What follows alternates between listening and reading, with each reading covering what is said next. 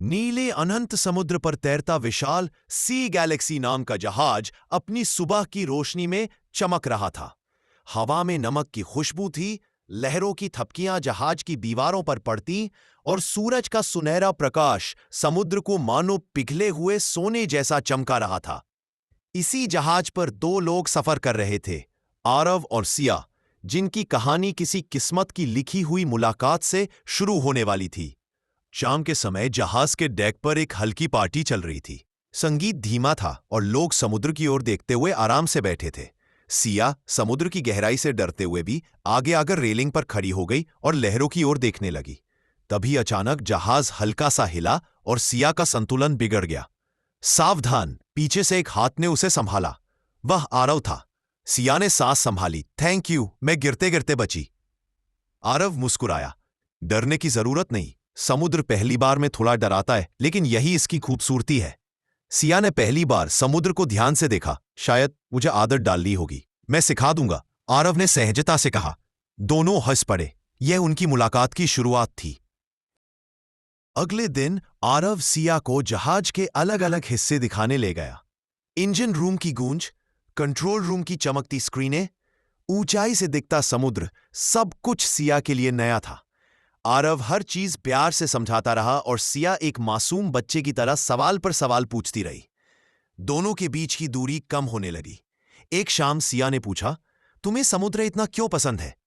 आरव ने गहरी सांस ली। ये मुझे आजादी देता है और सिखाता है कि इंसान कितना छोटा है। समुद्र का गुस्सा भी देखा है मैंने और उसकी खूबसूरती भी। सिया उसकी बातों में खो गई। शायद इसी वजह से तुम्हारी आंखों में इतनी गहराई है। आरव चौंक गया। सिया मुस्कुराई। तीसरे दिन जहाज के पीछे वाले हिस्से में सूरज ढल रहा था। अरुणी रंगों से भरा आकाश और समुद्र का नीला मेल किसी चित्रकार की पेंटिंग जैसा लग रहा था। सिया चुपचाप बैठी समुद्र को देख रही थी। आरव उसके पास आया। आज तुम फिर डर नहीं रही हो? सिया ने धीरे से कहा, नहीं, अब समुद्र से डर नहीं लगता। शायद किसी ने मेरा हाथ पकड़कर डर दूर कर दिया है। आरव समझ गया कि बात केवल समुद्र की नहीं थी। सिया, अगर तुम चाहो तो मैं हमेशा तुम्हारा हाथ पकड़कर रख सकता हूं। उसकी आवाज धीमी थी पर सच्ची।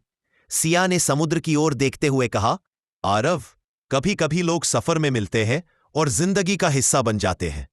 तुम भी शायद उन्हीं में से हो। आरव के दिल में हलचल मच गई। उसने धीरे से उसका हाथ पकड़ लिया। सिया ने हाथ नहीं छुड़ाया। यह उनका पहला स्पर्श था। नम हवा में लहरों की खुशबू के बीच जन्म लेता हुआ प्यार। पर हर कहानी की तरह इस कहानी में भी एक मोड़ था। 5वें दिन रात को अचानक मौसम खराब होने लगा। आसमान काला हो गया, लहरें उफान पर थीं और जहाज हिलने लगा। घोषणा हुई, कृपया सभी यात्री अपने केबिन में जाएं। तेज तूफान की संभावना है। सिया घबरा गई। आरव, मुझे बहुत डर लग रहा है। आरव ने उसे शांत किया। सिया, मैं हूं ना, तुम्हें कुछ नहीं होने दूंगा। लेकिन अचानक जहाज एक तेज लहर से टकराया और सिया गिरने लगी। आरव ने दौड़कर उसे पकड़ लिया। तुम ठीक हो? हां, क्योंकि तुम यहां हो। तूफान जोरों से चला पर कुछ घंटों बाद शांत हो गया। पर इस तूफान ने दोनों के दिलों में एक मजबूत एहसास छोड़ दिया। अगली सुबह समुद्र बिल्कुल शांत था। नीला रंग मानो पूरे आसमान में फैल गया था। ताजे सूरज की रोशनी में सब कुछ नया लग रहा था, ठीक आरव और सिया के दिलों की तरह। सिया डेक पर खड़ी थी। आरव धीरे से उसके पास आया। सिया, कल रात तुम्हें खोने का डर पहली बार लगा, शायद इसलिए कि मैं तुम्हें खोना चाहता ही नहीं। सिया ने उसकी आंखों में देखा। आरव, तुम्हारे साथ रहकर मैंने जाना कि किसी का साथ सिर्फ शब्दों से नहीं, एहसासों से होता है। तो क्या तुम ये सफर मेरे साथ हमेशा चलना चाहोगी? आरव ने पूछा। सिया के चेहरे पर मोहक मुस्कान फैल गई। हां आरव, अगर तुम हर डर में मेरा हाथ पकड़ोगे तो मैं जिंदगी भर तुम्हारे साथ रहना चाहूंगी। आरव ने उसे बाहों में भर लिया। समुद्र की हवा उनके चारों ओर गूंज उठी।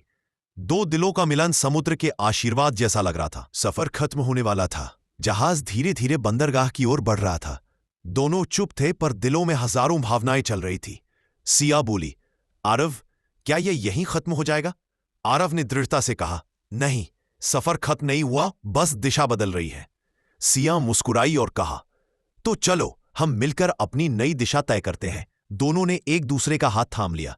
प्यार समुद्र की तरह था, गहरा, शांत और अनंत।